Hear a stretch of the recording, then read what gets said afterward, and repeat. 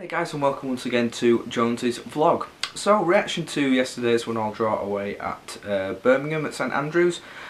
First of all, I wasn't at the game, unfortunately. I was working once again, but because I do have a very understanding boss, he did let me watch it on my iPad. So, so I didn't get to see all of it sort of fully, but I managed to see pretty much the majority of the game and got a pretty good idea of how things were. So obviously we'd had the international break, and just before that obviously the transfer window closed, and we'd had all the new transfers that had come in. I believe that was the last vlog that I did, going through all the new transfers and everything. So it gave them all a bit of a time to, you know, gel together. Some of the new players played in like under 21 matches and stuff, just to give them you know, a little bit of experience and everything, and just settling them in quite gently, really, I suppose. So so yeah, it was kind of a good time to have that international break, just to like I say, give all the new players just time to get to know each other, get used to England. Obviously, you know, a brand new country for them to live in and play in and everything. Two of the players, I think it's Montenegro and Del Fabro, haven't yet got their international clearance, so there was no involvement from them yesterday. But Adrian was on the bench, which some people were surprised at, but for me it isn't a surprise. At the end of the day, you know, he's still a very young you know, player.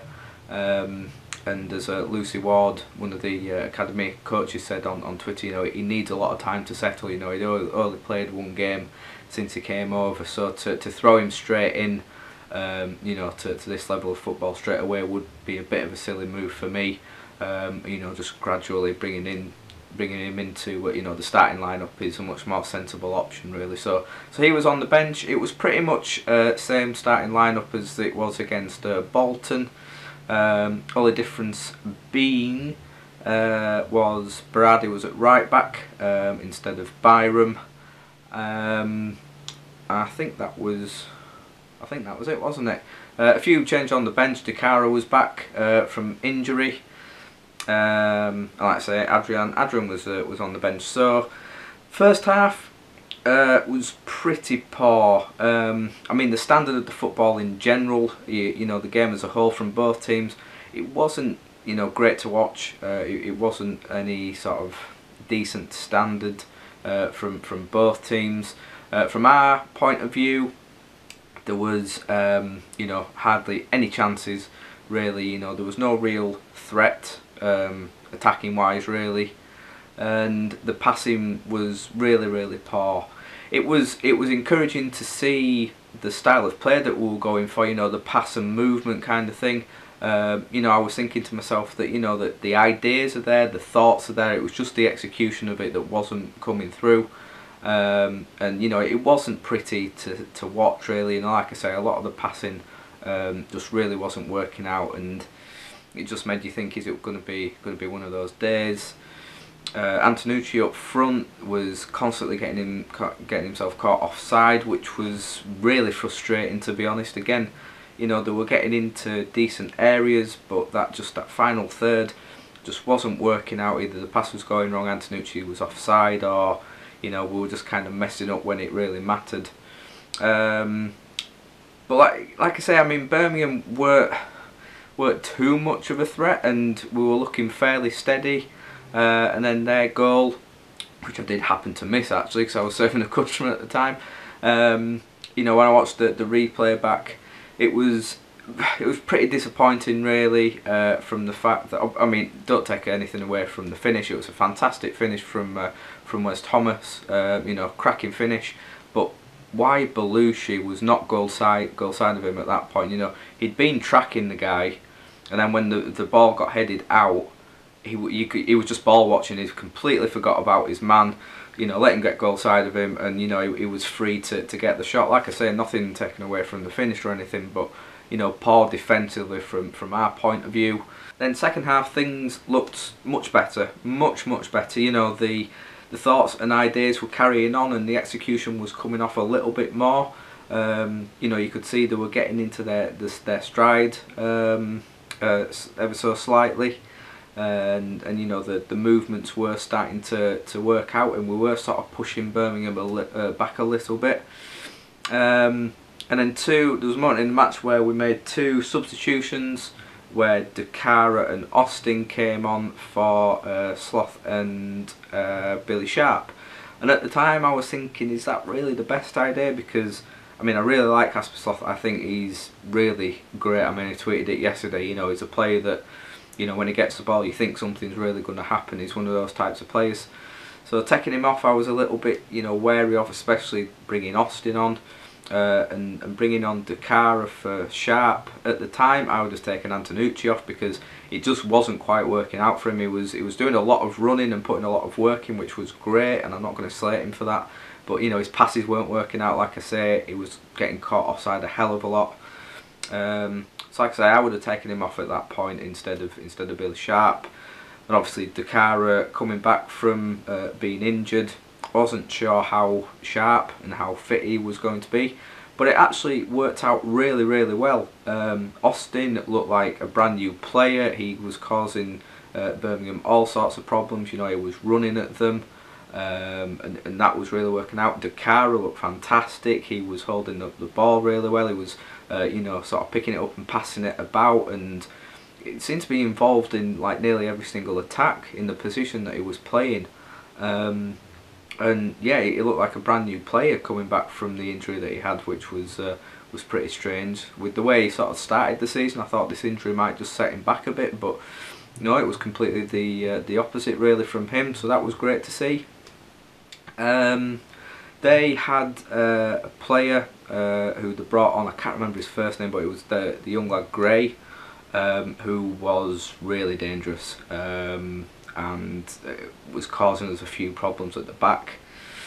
And then of course our goal, I managed to miss it again. Again due to serving customers, but I did manage to come back in just in time to see the replay of it. You know, great work from Mowat really. I mean, it was a crossing from Berardi that was, you know, if Birmingham fans watching it, they're going to say, you know, from their point of view defensively, really terrible. You know, a very poor header from their defender. Went straight to Mowat, great first touch sort of out of his body, and then a nice shot across goal to go in the far corner. So you know, that was great, and like I say, we were much more in the game and we were getting involved and sort of taking it to Birmingham. Then another big talking point was, of course, the penalty shout. Again, it was that Gray completely tore our defence apart. ran Belushi and Berardi inside out really, and no, it wasn't Belushi, it was Berardi and someone else, and then it was Belushi who sort of came in to make the tackle, and Gray went over, and the referee deemed it to be a dive. I've got to admit, first watching it in real time, I thought it was a stonewall penalty and was expecting the ref to give the penalty. And after watching the replay, for me, it was a dive. I think you see, you know, Belushi does stick his leg out, but he kind of turns his leg back in and twists it back in really quickly. If there was any contact on Gray, then it must have been sort of a half an inch of his toe maybe. If there was any contact, but for me there was no need for him to go down the way that he did and throw himself. But the thing that gave it away most for me was the reaction of Gray himself. You know, usually if you believe you've got a penalty or you've won a penalty, you sort of go and you know, go to a referee and you know, put your point across and everything. But he was just really looking quite sheepish about it, to be honest. And maybe that he knew he'd sort of thrown himself. Although, you know, what it was, I think Paul Caddis, Birmingham's captain, was sort of giving his point across to the ref, but Gray didn't seem to mind too much. So to me, that kind of gave it away a bit that he, you know, he knew he'd dived and tried to win that penalty unfairly. So for me, you know, it was the right decision from the ref. I know Redfern even came out afterwards and said he thought it was a penalty. Obviously Lee Clark thought it was a penalty and was moaning about it, but for me it wasn't. But it's one of those that I suppose all the Birmingham fans will say it definitely was a penalty, and all the Leeds fans say it wasn't. But my honest opinion, though, that one thing on here I always try to give my honest opinion, whether it's for or against Leeds. I just didn't think it was a penalty. And yeah, that was it really. There was nothing else too much to the game. You know, Birmingham could have won it late on. Wes Thomas with a header again. He should have done better with it. And then just after that, we broke away. Rudy Austin had a shot on target. For me, if he'd have passed it, then we'd have had much better options. But he felt he could sort of take it all the way and score and shoot. Score and shoot, probably shoot and score would be the best way of going about it. But yeah, keeper sort of saved it comfortably, and that was that. So, you know, for me, on the balance of play, Birmingham maybe just edged it, but I think the way we sort of battled back in the second half, you know, being 1-0 down at the break, and the way we came back, you know, I think we got a deserved point out of it really.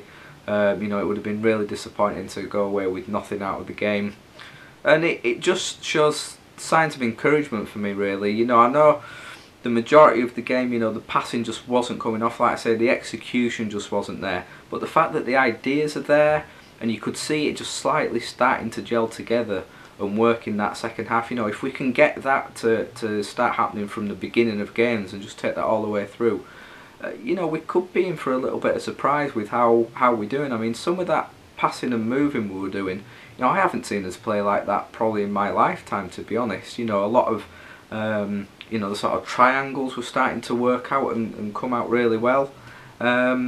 So like I say, just a bit more time, you know, with the amount of players that we've had come into the club, and after only, what is it, seven games that we've played now, 6 or 7 games.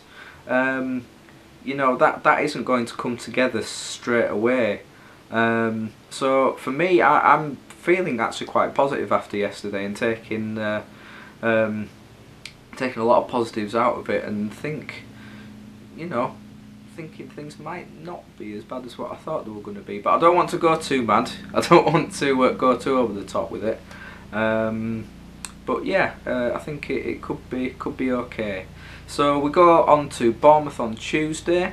Going to the live beanbag that they're doing at Ellen Road for that, in the Centenary Pavilion. So it'd be good to watch the match there on Tuesday night. Obviously Bournemouth going really well. You know, they're a really tough team, especially at home. You know, we know what they did to us last season down there. So it'll be a very difficult game. By all accounts, I think the weather's meant to sort of turn, so it could be a very sort of cold, windy, rainy night down there. So it'll definitely be a massive test for the new players, definitely. So, you know, if we could get something out of that game, again, I think a draw down there on a Tuesday night would be a fantastic result. So, like I say, a big test for the players, and should sort of show us what they're made of a little bit. So, so that'd be good. Off the field wise, you know, obviously everyone's still talking about the manager, who's going to be the next coach, kind of thing. I don't really want to go too much into that now, because I think a lot of the names that have been thrown about there and mentioned are just silly, and I mean, we really are just getting linked with anybody and everybody at the moment. I mean, I could be next, you know, next bloody favourite the way it's going. But for me, what I think is important is just to keep a little bit of stability. I would have no problem with Neil Redfern sort of being in charge for the foreseeable future, and you know, Cellino seems to be talking very highly of him and saying that he's happy with having Redfern kind of, you know, taking the reins for now. And at the end of the day, someone like Redfern, who's been at the club for the few years that he has, you know, at all levels, you know, he knows the club better than anyone right now. And I think with him also being involved with the youngsters a lot, obviously we've got our central, you know, our midfield of Mount and Cook, who again looked fantastic yesterday. I was so impressed with, well, Mount obviously for his goal and his play, but Cook is come on leaps and bounds. I mean, just everything about him, you know, I could do a whole separate video on him, but he really is fantastic. And I think just having Redfern in charge is just bringing those youngsters through and giving them a big boost of confidence. And I just think having him in charge for now is definitely no bad thing. I'm not saying, you know, it's a long-term solution or anything to have him in charge, but then again, if it does start to work out, why change it? You know, it's a winning formula. Well, not a winning formula, but you know, it could be a winning formula. And we look a lot more stable than what we did, you know, a good couple of weeks ago. So we'll just have to see. But I don't want it to be one of these things that just keeps going on and on and on, and is kind of a distraction off the field. But the way Redder sort of talks about it, he seems very level-headed about it all. Doesn't seem to be under any pressure with it, so that's good to see, really. So yeah, that's all I've got to say, really, guys. Yeah, quite happy with the point yesterday. They would definitely have taken that before, and after the way the game went, yeah, very happy with the point. Happy with the second half performance, and think there's a lot of positives to take from that. So yeah, let me know your thoughts. Those of you that were at the game, those of you that watched it on the TV.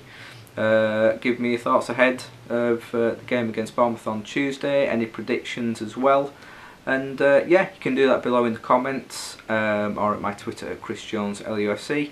So as always, guys, thank you very much for watching, and I will see you all very soon.